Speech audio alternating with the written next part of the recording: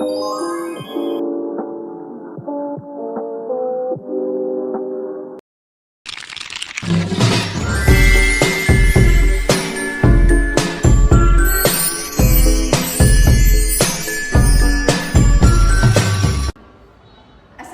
warahmatullahi wabarakatuh. Salam sejahtera untuk kita semua. Perkenalkan, nama saya Trisia Afna Pengandoni dan rekan-rekan saya. Saya Yohani Patrisyanaru. Saya Mercy Widyakota. Kami dari kelompok 8 program studi Administrasi Bisnis Fakultas Ilmu Sosial dan Ilmu Politik Universitas Nusa Tenggara. Dari simulasi roleplay ini, kami akan menampilkan studi kasus yang kami angkat dari materi makalah kelompok kami yang berjudul Perubahan dan Isu Kepemimpinan dalam Tim. Selamat pagi Mercy, terima kasih sudah hadir. Saya ingin berbicara langsung mengenai kebijakan transformasi digital yang akan kita jalankan mulai bulan depan. Pagi, saya sudah baca suratnya. Jujur, saya keberatan dengan keputusan ini. Saya sudah 8 tahun di tim penjualan ini, dan cara kita bekerja selama ini sudah terbukti. Kenapa harus diubah semuanya sekarang? Saya sangat menghargai pengalaman kamu selama 8 tahun di sini, Mercy. Justru karena itu saya ingin berbicara langsung denganmu, tapi izinkan saya tunjukkan datanya terlebih dahulu ya. Baik, kita lihat ini dalam 12 bulan terakhir, penjualan kita itu turun sebanyak 32%. Kompetitor kita itu yang sudah beralih ke sistem digital itu naik sebanyak 47%. Itu bukan soal cara lama kita yang salah, tapi pasar di tahun 2026 ini sudah berubah sangat cepat.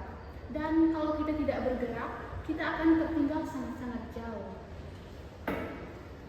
Saya mengerti datanya, tapi saya tidak bisa tiba-tiba menguasai semua platform dan aplikasi baru itu dalam waktu singkat. Nanti malah klien orang kita yang kecewa karena pelayanan jadi berantakan. Baik, kekhawatiran kamu itu benar-benar masuk di akal. Dan saya juga pasti tidak akan membiarkan kamu berjalan sendirian dalam proses ini. Ini yang saya rencanakan. Kita akan adakan pelatihan insentif selama 3 minggu khusus untuk tim senior. Tidak ada target baru selama masa transisi. Dan kamu dengan pengalaman 8 tahun itu justru akan saya minta menjadi mentor bagi tim junior. Karena pengalaman kamu itu sangat-sangat terlalu berharga untuk tidak digunakan. Jadi tidak langsung dituntut hasil di hari pertama.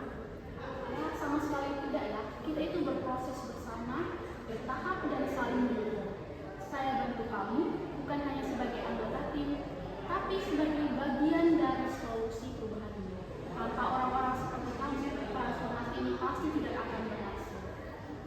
Baik, kalau memang ada pertandingan dan tidak langsung ditunda, saya bersedia mencoba, tapi saya harap komitmen ini benar-benar dipegang. Baik, saya jamin. Terima kasih Mercy.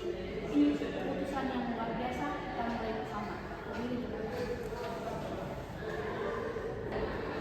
Apa yang kita saksikan adalah gambaran nyata dari isu kepemimpinan dalam tim ketika menghadapi perubahan organisasi.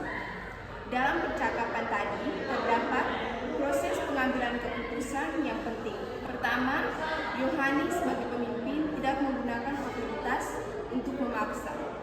Ia memilih perkataan edukasi dan komunikasi, menyajikan data yang objektif untuk membangun kesadaran akan urgensi perubahan. Dalam simulasi ini, kami mengimplementasikan konsep kepemimpinan transformasional dari BANS pada tahun 1978 dan BANS pada tahun 1985. Seorang pemimpin transformasional tidak hanya memberi instruksi, ia menginspirasi, memberdayakan, dan membangun kepercayaan anggota timnya untuk bergerak melampaui kepentingan pribadi dan tujuan bersama. Kami juga menerapkan model perubahan Lewin, unfreezing, change, dan refreshing. Fase unfreezing dilakukan dengan menyajikan data pasar yang mengejutkan untuk mencairkan cara berpikir lama. Fase change dilakukan dengan pelatihan bertahap dan pendampingan. Dan fase refreshing dilakukan dengan mengintegrasikan kompetensi baru ke dalam sistem kerja dan evaluasi tim. Selain itu, kita mengacu pada pemikiran Kotter pada tahun 1996 bahwa komunikasi tentang perubahan harus dilakukan secara terus-menerus konsisten, dan memulai berbagai saluran, bukan hanya sekali dalam rapat besar. Dan konsep pemimpinan adaptif dari Hayfest dan Rizky pada tahun 2002 yang menekankan bahwa pemimpin yang efektif mampu membedakan antara masalah teknis dan tantangan adaptif, lalu merespon keduanya dengan cara yang tepat. Dari simulasi ini kami menyimpulkan bahwa resistensi terhadap perubahan adalah hal yang wajar dan manusiawi. Yang membedakan organisasi yang berhasil bertransformasi adalah kualitas kepemimpinan dan merespon resistensi tersebut bukan dengan kekuasaan tetapi dengan empati, data, dan visi yang jelas. Rekomendasi kami bagi para pemimpin mulai perubahan dengan membangun kepercayaan terlebih dahulu. Libatkan semua anggota tim dalam proses perencanaan perubahan itu sendiri. Karena perubahan yang dirancang bersama jauh lebih mudah diterima daripada perubahan yang dipaksakan dari atas. Dan bagi anggota tim, pengalaman kalian bukan hambatan untuk berubah, justru adalah aset terbesar yang harus dikombinasikan dengan kemampuan baru. Keterbukaan untuk belajar adalah kunci bertahan di era yang terus berubah ini. Demikian simulasi roleplay dari kelompok 8, Program Studi Administrasi Bisnis, Fakultas Ilmu Sosial dan Ilmu Politik, Universitas Nusa Cendana. Terima kasih telah menyaksikan, semoga bermanfaat bagi kita semua. Wassalamualaikum warahmatullahi wabarakatuh.